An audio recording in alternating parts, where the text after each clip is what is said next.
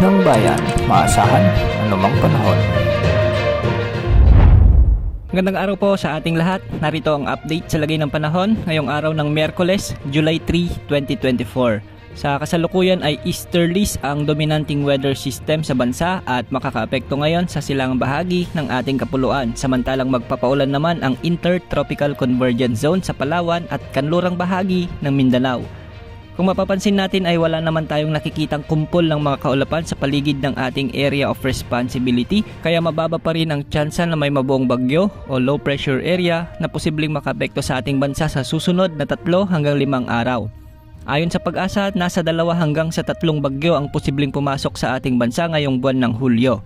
Ngunit dahil sa kalmado pa ang Pacific Ocean, asahan na storm-free pa rin ang ating bansa sa mga susunod na araw. Samantala patuloy tayong nakararanas ng monsoon break dahil hindi pa aktibo sa ngayon ang habagat sa bansa. Sa mga nagdaang mga taon, kapansin-pansin na lumalakas lamang ang habagat kung may bagyo na humihila rito.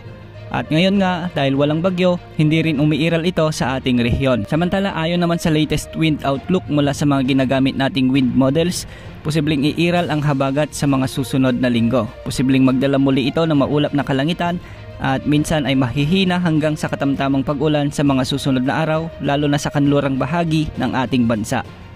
Ngayong araw dahil sa pag-iral ng easterlies, asahan ng maulap na kalangitan na may kasamang paminsan-minsang mga pag-ulan sa Cagayan Valley, Aurora, Quezon, Bicol Region, Eastern Visayas, Caraga at Davao Region. Ang mga nasabing lugar ay makararanas ng maulap na kalangitan at isolated rains lalo na pagsapit ng hapon at gabi.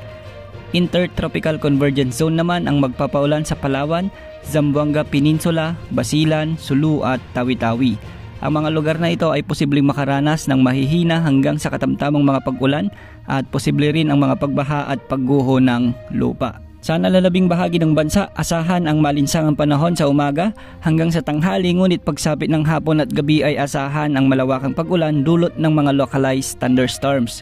Sa ngayon, posible ang mga localized thunderstorms sa Ilocos Region, Nueva Ecija, Bulacan, Aurora, Zambales, Bataan, Tarlac, Pampanga at malaking bahagi ng Metro Manila.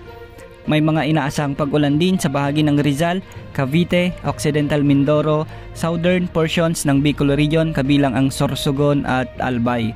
Makararanas din ng mga pag-ulan ang northwestern parts ng Antique at Aklan, Masbate, Samar at Leyte provinces, Negros Occidental at Bohol.